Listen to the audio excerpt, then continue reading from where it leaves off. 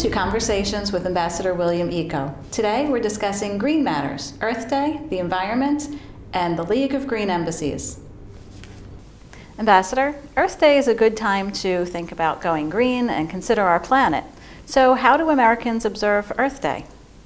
It's very important. Americans love Earth Day. Don't forget, it was the brainchild of U.S. Senator Gaylord Nelson for Wisconsin back in 1970. Senator Nelson wanted people to have a better idea of their effect on the planet. He envisioned it as a teach-in or a grassroots effort rather than a government mandate, and it caught on. Around the United States, you'll find people cleaning up beaches and forests and looking for more ways to recycle. In the classrooms, teachers focus on the environment, especially in April. Today, Earth Day is observed in more than 140 nations. This year's theme, Mobilize the Earth, focuses on the program's spread around the world. But while we're so keen on observing Earth Day, there's still a lot of debate in America about climate change. So how can the U.S. expect to address this issue globally when there's so little agreement within its own borders? Well, the United States is not nearly as divided on climate and clean energy issues as the media would have us believe. This is especially true when we're talking about finding innovative solutions to the energy demands of our country and the world.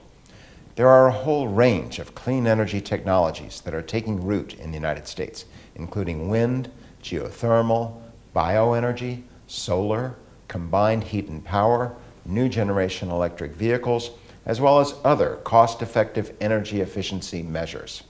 Why hasn't there been any federal legislation in the U.S. for a comprehensive climate change or energy plan? In the United States, local and state governments and private citizens have been collaborating. They're not waiting for solutions at the national or international level. That said, the Regional Greenhouse Gas Initiative is the first mandatory U.S. cap-and-trade program for carbon dioxide. This initiative sets a cap on emissions of carbon dioxide from power plants and allows sources to trade emission allowances. The program began by capping emissions at current levels in 2009 and will reduce emissions 10% by 2018. Aside from legislation, remember that the current administration has invested more than $90 billion in developing clean energy. That is the largest clean energy investment in United States history.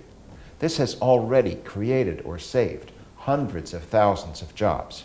And we can say now that the United States is on a path to double the energy we generate from renewable sources. So what can you tell me about the response from business and industry in the U.S. to the President's initiatives? In the United States, there are many creative and forward-thinking companies. In fact, last year I led a trade mission to California to show Austrian companies and officials some of the exciting new technologies we are using to green public transportation in America. And in March, I took a test ride on a hybrid bus here in Vienna. The bus was assembled at a European company and runs on a hybrid drive system developed and manufactured in the United States.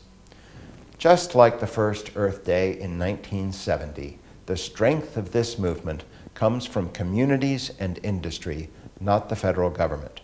There's a lot of activity taking place in the United States at the state and local levels of government. In Vienna, the U.S. Embassy is part of the League of Green Embassies. That's some 80 embassies worldwide that are committed to going green and becoming more energy efficient. So why did you decide to become part of this initiative? The League of Green Embassies is a perfect example of the energy efficiency movement. This is a significant collaboration by the Department of State with the Departments of Energy and Commerce and clean tech exporters in the United States. But it also brings it home, to my residents in fact, and shows how many small changes can make a difference in our carbon footprint. We're committed to reducing operating costs through energy efficiency. At the same time, we'll be reducing greenhouse emissions of our embassy and official residences. With historical buildings, you can't do complete renovations, but you can make a lot of small changes to make the buildings more energy efficient. For example, we have replaced incandescent light bulbs with energy-efficient LED bulbs from Philips. We've installed new LED lighting fixtures from Cree outside my residence and the Embassy compound. We've also installed state-of-the-art wireless radiator controls made by Danfoss to make our heating system more efficient. And we've installed window film from 3M to better insulate our buildings.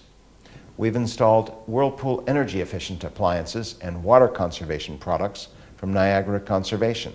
And finally, we've replaced old power strips with smart power strips by Belkin. We'll be showing all of this at our League of Green Embassies unveiling event at my residence on May 10th. Embassies are a powerful force for introducing innovative solutions.